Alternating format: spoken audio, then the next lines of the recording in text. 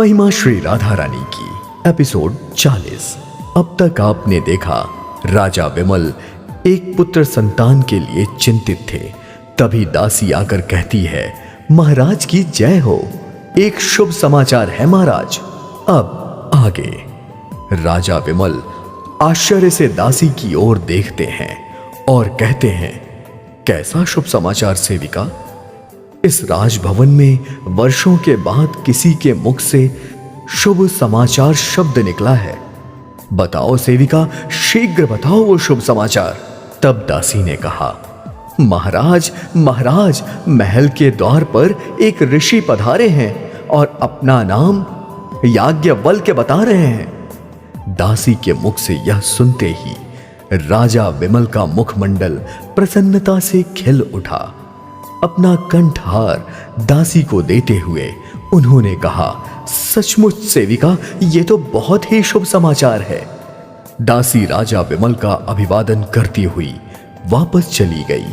तब राजा विमल ने अपनी रानियों से कहा, आप लोग विश्राम कीजिए, मैं ऋषिराज की सेवा में जा रहा हूं। महल के द्वार पर पहुंचकर राजा ने ऋषिराज को प्रणाम करते हुए कहा, सेवक का प्रणाम स्वीकार करे ऋषिराज।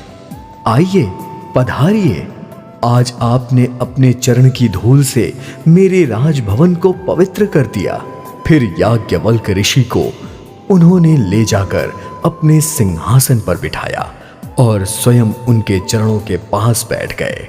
उसी समय दासी एक बड़े पात्र में जल लेकर आई। राजा विमल ने जल से ऋषिराज के पैर प्रक्षालन किया और अपने अंग वस्त्र से उनके पैरों को पोंछते हुए बोले, ऋषिराज, सब कुशल मंगल तो है?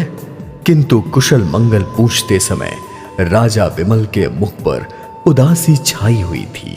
उनकी उदासी देखकर ऋषिराज बोले, राजन, मैं देख रहा हूं कि आपका मुखमंडल मलिन है।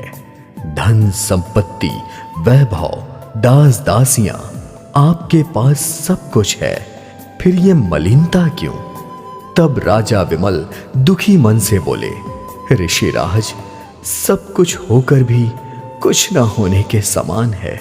इस धन संपत्ति, वैभव और दास दासियों तथा सिंहासन का क्या अर्थ है जब इसका उत्तराधिकारी ही नहीं है? राजा विमल पुनः बोले, ऋषिवर, आप तो तपस्वी हैं, अपनी दिव्य दृष्टि से सब कुछ जान सकते हैं।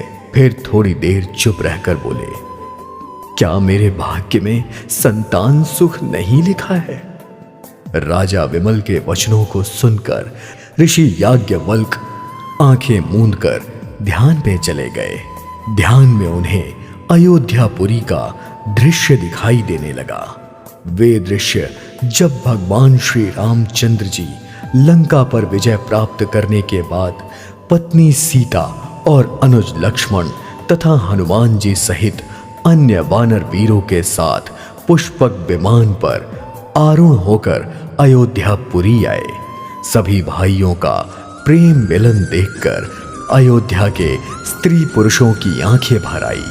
उन्हीं अयोध्यावासी स्त्रियों में कुछ स्त्रियां ऐसी भी थीं जो भगवान श्री रामचंद्र जी के सुंदर रूप को देखकर मन ही मन कहने लगी, कितने मनोहर और सुकुमार लग रहे हैं।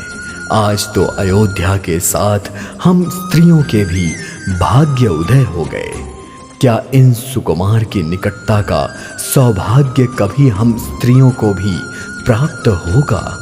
उन अयोध्यावासी स्त्रियों के मन की बात जानकर श्री रामचंद्र जी उनकी ओर देखकर मन ही मन बोले, तुम्हारा भाग्य उदय होगा, किंतु इस काल में नहीं, जब मैं श्री कृष्ण रूप में अवतार लूंगा।